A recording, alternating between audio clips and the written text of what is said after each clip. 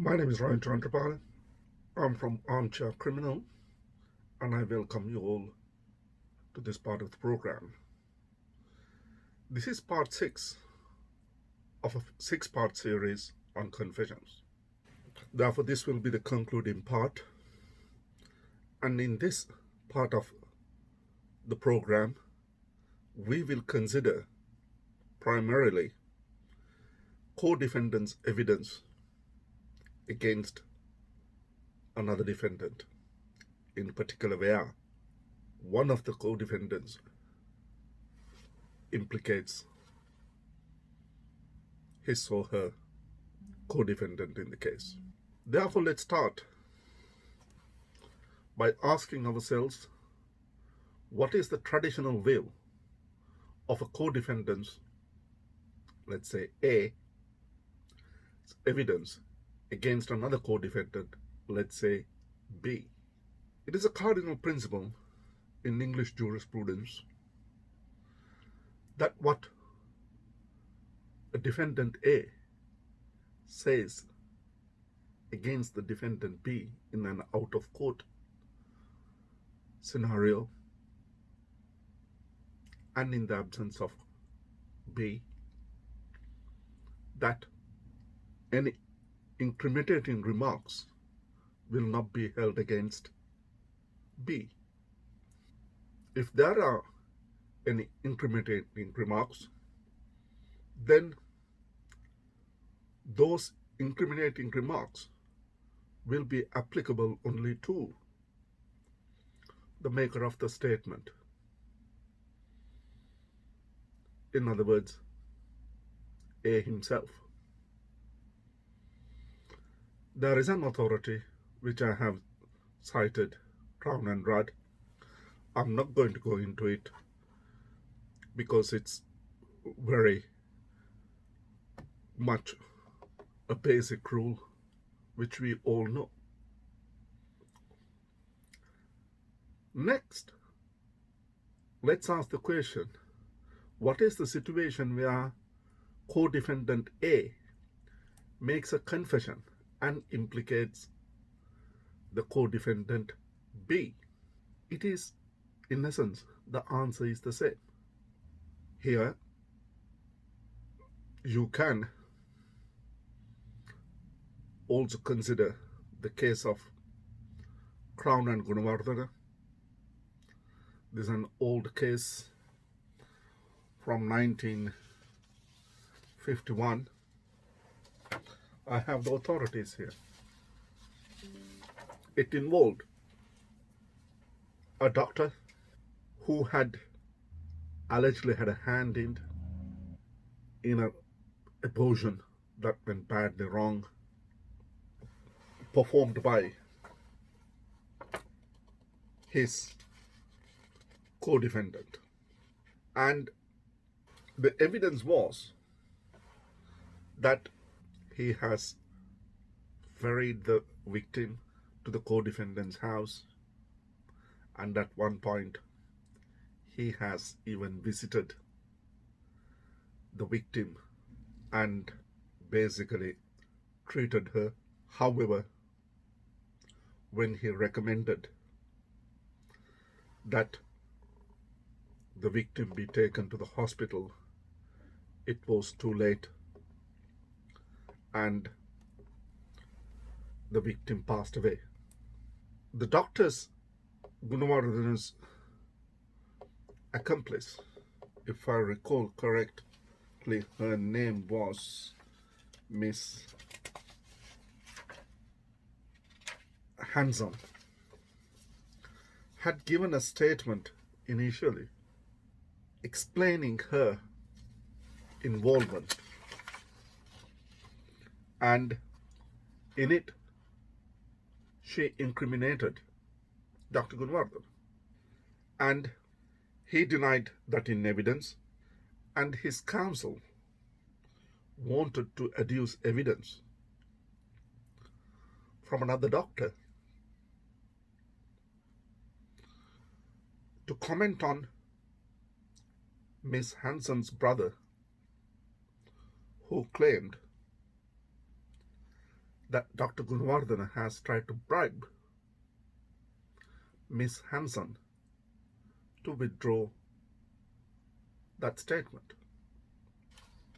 The learned judge refused the defense application to allow an expert witness to give evidence as to the credibility of this man who could give evidence as to what Dr. Gunawardana alleged to have done, namely trying to bribe Miss Hanson. And that was accepted by the Court of Appeal as being correct. And also, the court found that given the situation of this case, that Miss Hanson's statement could be adduced in evidence. This is somewhat puzzled me, because when we considered earlier, I said that any incriminating remarks from a co-defendant of the co-defendant B will not be accepted. And it was argued that the judge was wrong, one, to exclude the medical evidence which dealt with the credibility of the witness, Mr. Davis, and then also the point about the incriminating material from Miss Hanson's statement. However, when one considers the development of these rules now, there has been a significant shift, and we will consider that. And in this particular instance, considering the fact that there was no separate trial, or at least none was applied for, when the statement was admitted, the learned judge gave specific directions to the jury, warning them not to accept that as evidence against Dr. Gunawardana. In other words, the judge warned the jury that they must not regard the statement as evidence against the appellant. And the same was repeated in the summing up. Therefore, the Court of Appeal was satisfied. Therefore, the judge had warned the jury to disregard the incriminating evidence from Miss Hanson against Dr. Gunawardana. Therefore, what the learned judge has said in effect, that statement should play no part in deciding the verdict on Dr. Gunawardana. From there, let's move on to the next issue. What is the effect of Section 74 PACE? I basically alluded you to the significant developments in this part of the law when we considered the case of Gunawardana. Section 74 adds a real new dimension here. It is applicable, and often you would find that convictions of the co-defendant is now adduced, the conviction of the co-defendant is now adduced as evidence,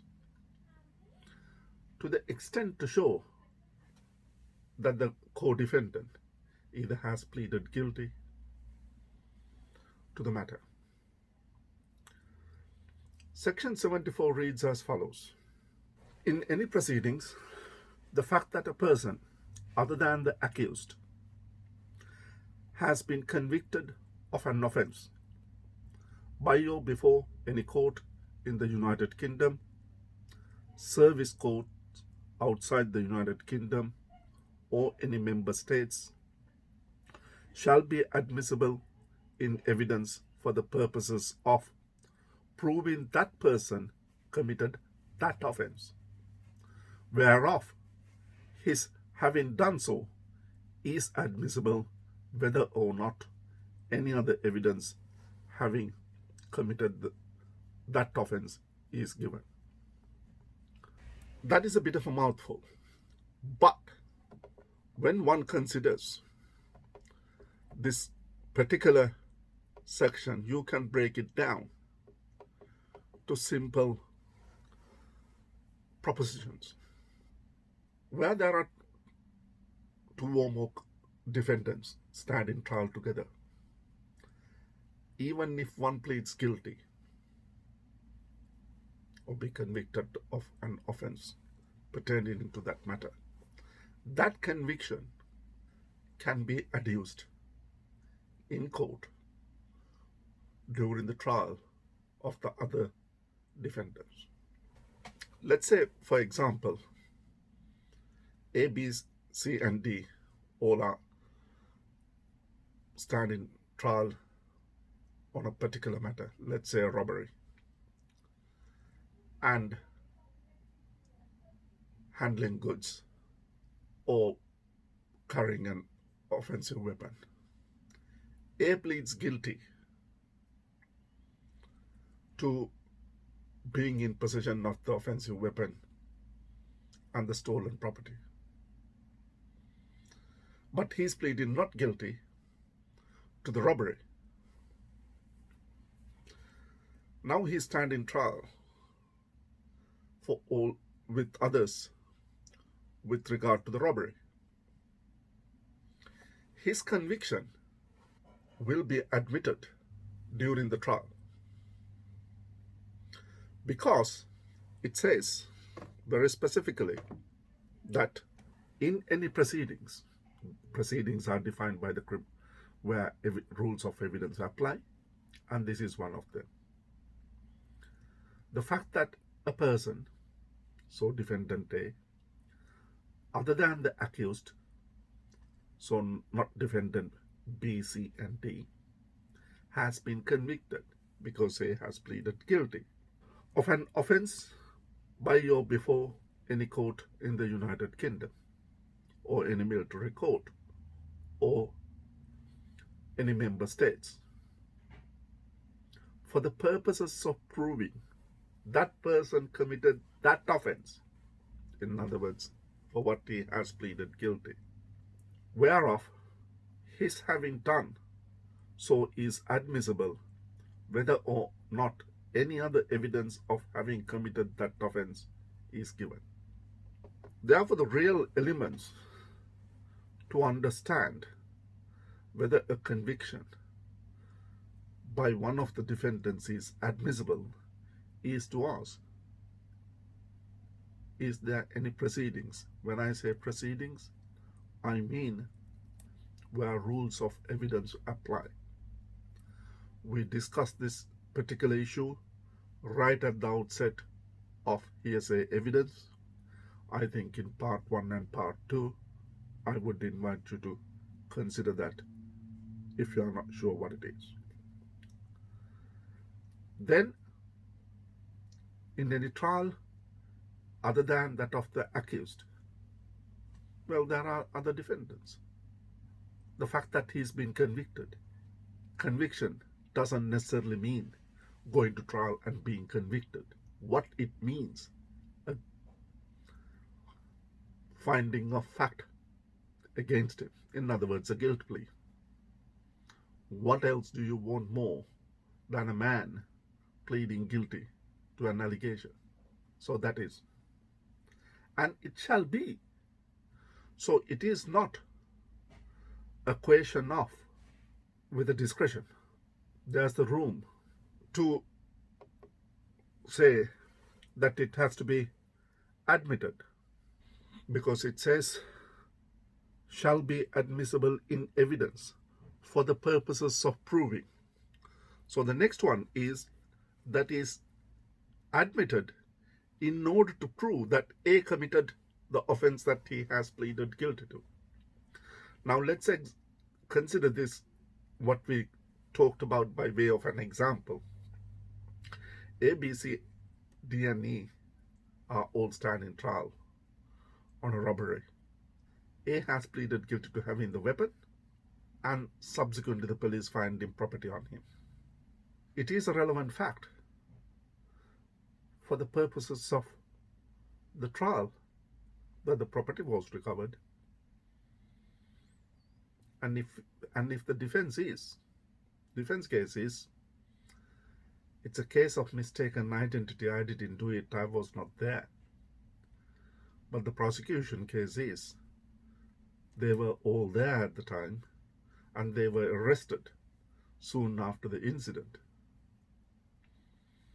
Is it not relevant for determining the issue that his conviction should be adduced with regard to the finding property and the offensive weapon? The next question to ask, what are the limitations of Section 74? Section 74 only applies to convictions within our jurisdiction and any member states. Now, this raises a nice question. How about the offenses committed before the Brexit and since the Brexit in jurisdictions where the country is part and parcel of the EU?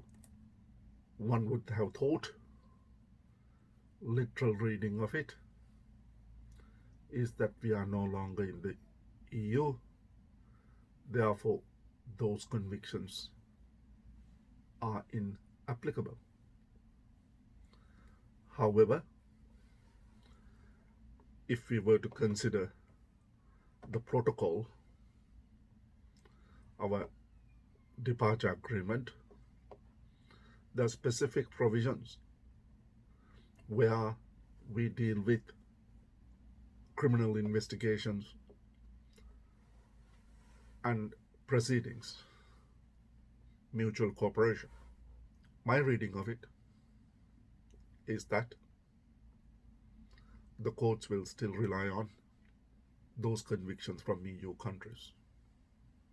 But beyond that, no.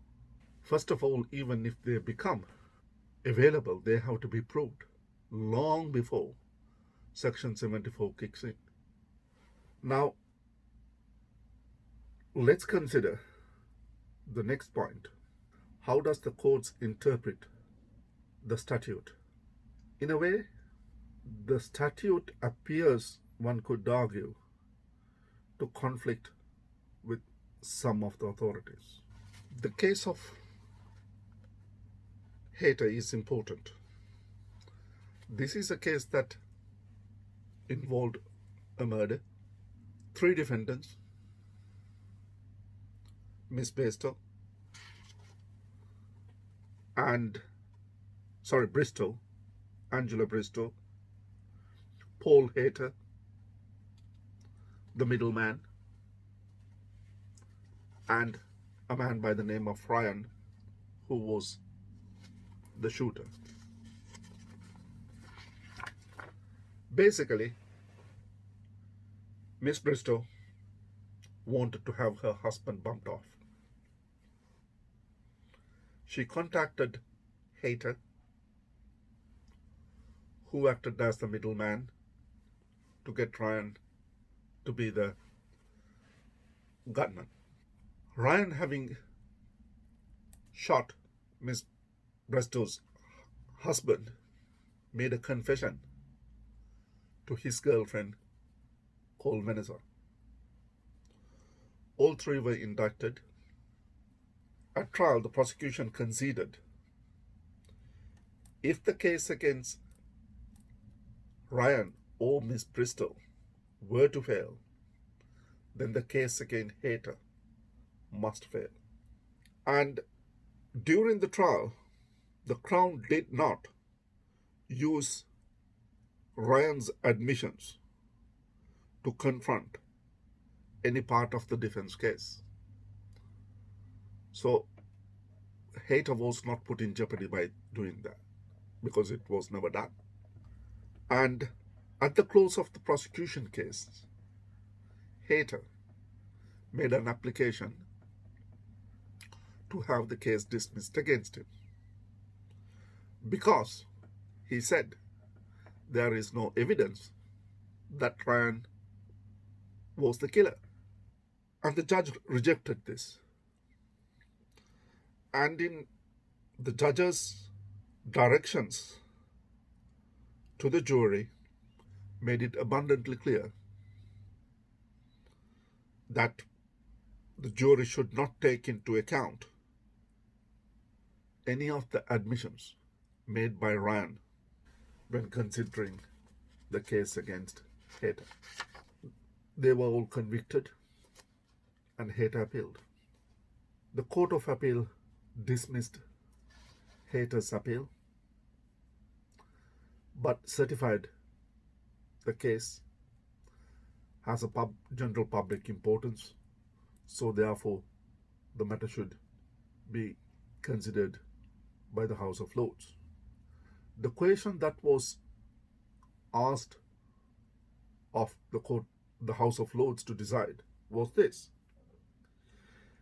in a joint trial of two or more defendants for a joint offence, is a jury entitled to consider first the case in respect of defendant A, which is solely based on his own out-of-court admissions. That's the Ryan part. Then, to use their finding of A's guilt and the role he played as a fact to be used evidentially in respect of co-defendant B, that is Hayter. Now remember, the question was not that can the jury rely on the admissions. No, the question was, can the jury rely on the conviction? In dealing with this case, the court took into account and pointed out that the judge had invited the jury to consider in logical phase the case against the killer, that's Ryan, then against the woman who allegedly procured, that Miss Bainstow, the killing, and finally against the middleman, Mr. Hayter.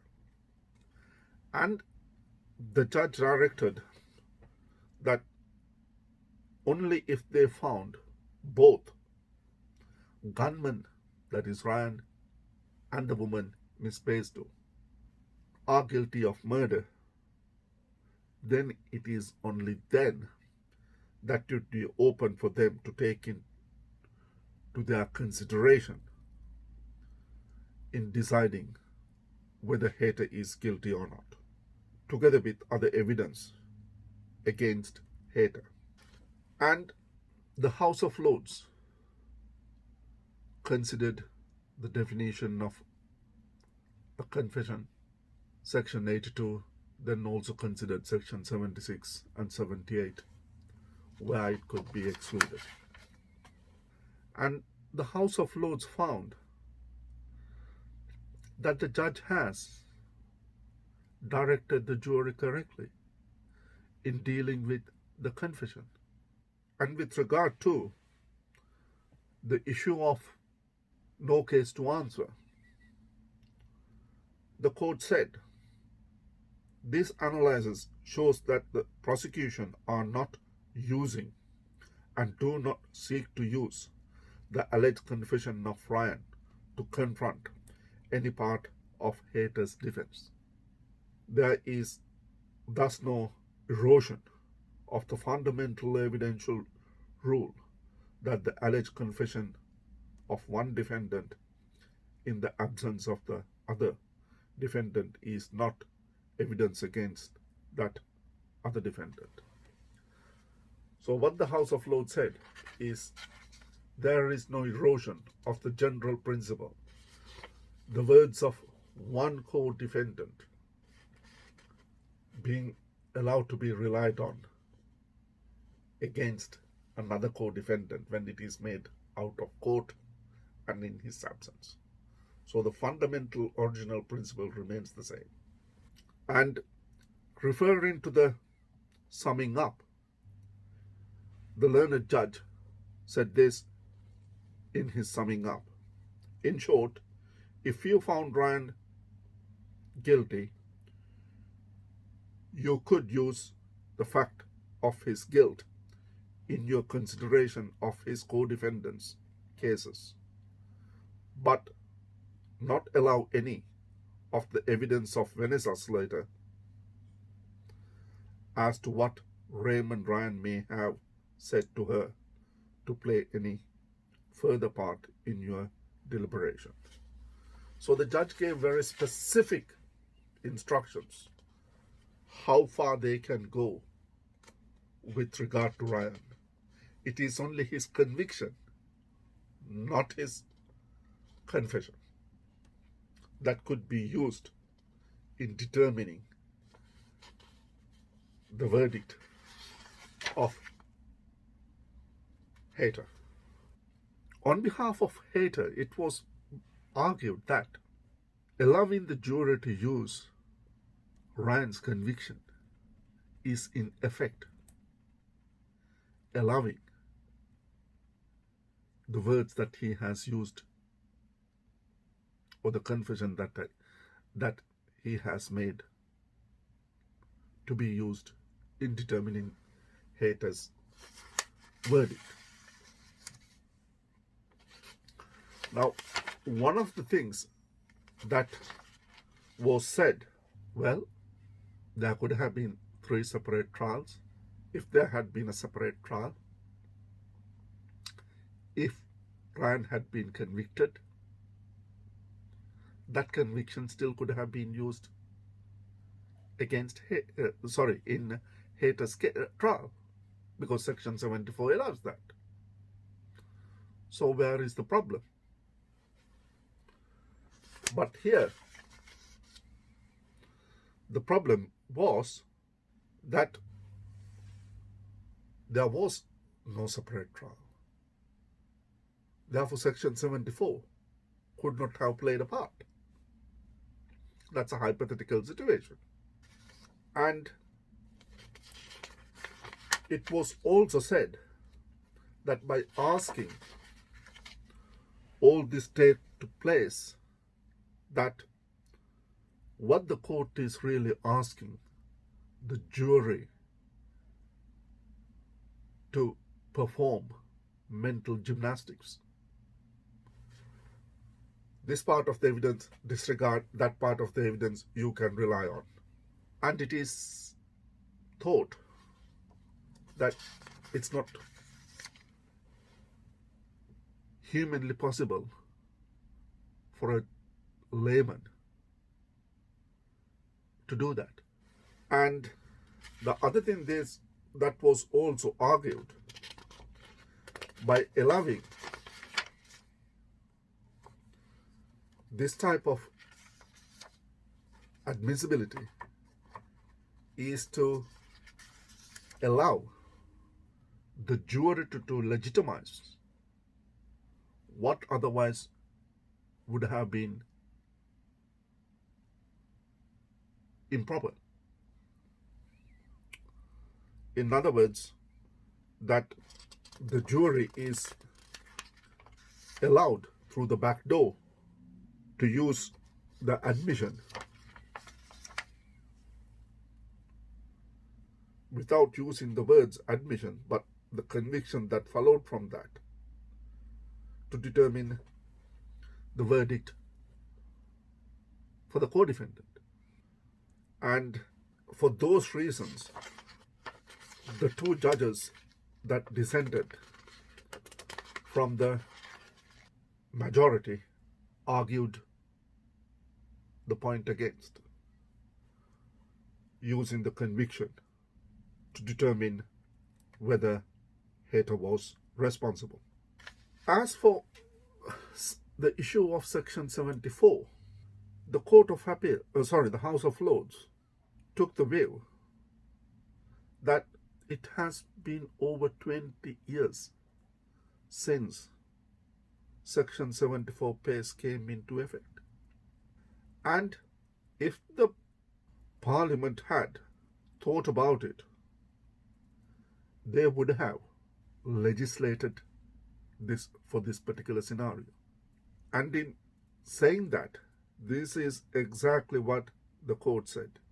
It is now 20 years since Section 74 PACE was enacted, and with it the prosecution's right to adduce in evidence against an accused another's prior conviction.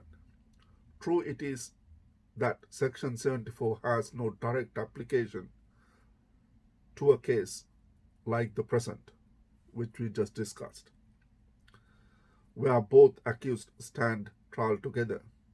But it is hardly to be thought that Parliament, had it turned its mind to the comparatively rare case like this, where the question arises of using evidentially against B, the jury's already formed conclusion that A is guilty, would have proposed a different approach. There is no logical reason why it should have done so, but rather every reason why it would have legislated for a similar approach. There you are. Now we turn to the next point, and that is, how has the Criminal Justice Act changed the admissibility of co-defendant B's out-of-court statement being made against the defendant? And we have looked at some of the points, but now Criminal Justice Act 2003 has various provisions. Section 114 in the interest of justice, Section 119 is there, and then also Section 128 and 116 that can be used, where the witness is, for example, contradicting, or where there is a missing witness. Then the next part to ask, what is the traditional view of adducing statements made by third parties where they admit to the offense? Now remember the case of Blasland, that which we considered. This was the case of murder and buggery of a young boy, and the appellant saying that somebody else referred to this murder and admitted, but he was not able to rely on that. Now here it would be different, because we have the situation of Section 114 or even Section 116 if the person is unavailable. So it is in the interest of justice criteria could be argued. Now the next question that I will pose is, has the law changed with regards to the admissibility of co-defendants B's out-of-court statement if favorable to the accused? To this, Consider section 76, a pace. It says this: in any proceedings, a confession made by an accused person may be given in evidence for another person charged in the same proceedings, i.e. the co-defendant, insofar as it is relevant to any matter in issue in the proceedings and not excluded by the court in pursuance of this section. In other words, basically arguing the point that another person can use it, but it is not excluded for another reason, like unreliable or oppression being used. The case there comes to my mind is Myers. I'm sure I have a copy of it. Yeah. Myers is a case where there was a murder. A man and a woman with a young child traveled in a cab. The cab driver was murdered. The child was not arrested, or at least the child was not charged. The two adults were charged. Whilst in custody, the woman, Myers, made comments to the police officer, whilst not cautioned, saying, "We intend to only rob, didn't intend to kill him, I stabbed him," and basically making enormous amount of incriminating statements against herself and her co-accused. At trial, bless her heart, she denied it. Not only she denied it, in fact, the prosecution did not use the incriminating statement. The co-defendant, that's the man, understandably wanted those incriminating remarks by Ms. Myers adduced in the trial. The case was referred to the House of Lords and certified the following question: in the joint trial of two defendants, A and B, is an out-of-court confession by A which exculpates B, but which is ruled or is considered to be inadmissible as evidence for the Crown, nonetheless admissible at the instigation of B in support of B's defense? Or does such a confession in all circumstances offend the rule against hearsay? In short, there is a confession. The Crown can't rely on it because of breaches of pace. So does it prevent the co-defendant not being able to rely on it? I think we will quickly agree. The Crown may not be, but the co-defendant should be able to, because the co-defendant has an absolute right to put his case properly. And the Court of Appeal said when the learned defense counsel made the application, his duty was to his client. In saying this is what the court said: no such limitations applies to a question asked by counsel for the defense. His duty is to adduce any evidence which is relevant to his own case and assist his client, whether or not prejudices anyone else. It may very well be that the prosecution can't because of breaches of peace. But the defense counsel's remit is to be doing his best for his client. Therefore, he should be able to. The only issue here is for the defense counsel to establish that what is to be adduced is relevant. If it is relevant, then it is admissible. If it is not, of course, it will not be allowed. And that was the decision the House of Lords came to. Again, this is a very long judgment. I'm not going to go into any further details on that, but that's a very useful authority.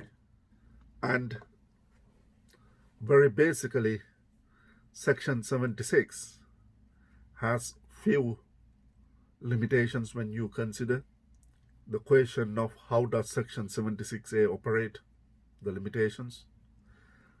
Answer is that it only applies to confessions. If it is not a confession, then Section 76 doesn't apply. And again, it applies in any proceedings. We have considered this at the beginning of this program, and it is concerned in the same proceedings. Of course, it should not be adduced if it was obtained by means of oppression or where it is unreliable. And where there is an issue with regard to oppression or unreliable, then it is the party who is seeking to rely on it should argue the point. Next question is, what is meant by a confession? We have covered this earlier, and that is available in Section 82 of PACE. Next point to consider, are there limitations under the heading of confessions? Yes, which we just discussed. For a confession to be admissible, it has to be a confession within the definition. If it is not, then it is outside the parameters. Exculpatory remarks concerning both defendants then becomes inadmissible. However, the co-defendant would be able to adduce it as in the interest of justice, or where the co-defendant is no longer available. With regard to where a confession is made and proved to be a lie, in other words, co-defendant A makes a self-serving statement but proves it to be a lie, then of course that can be adduced as an inconsistent statement, or even basically showing a confession in the reverse order. I have considered the point in any proceedings, what is meant by in proceedings. Again, I refer you to the earlier part of this program. The next point is, what is the significance of requiring the maker of the statement to be a co-defendant in the trial? What is the significance of the requiring the maker of the statement to be a co-defendant in the trial is that co-defendant is entitled not to give evidence, but that person remains competent. It's not compellable, but competent to give evidence. Next question is, what is the defendant A can do if the statement made by the co-defendant B is inadmissible for breach of peace, operation no being unreliable. As we discussed earlier, the co-defendant A can make an application under section 114 in the interest of justice or one of the other exceptions if the witness is unavailable. Because the confession is, if it supports the co-defendant who's relying on it, then he should be allowed to rely on that. We have now considered the complete subject of confessions in this program. This is a huge topic. It's an extremely difficult and important, fairly large topic. As I have said, there are many academics and very established practitioners who has written on this very well. They include experienced advocates like Mr. Anthony Heaton Armstrong and David Voljover, and I cannot hope to do justice in a program like this on this important topic. However, I hope that I have been able to iron out at least some of the gray areas, and you will find that the reality is what you would experience in court.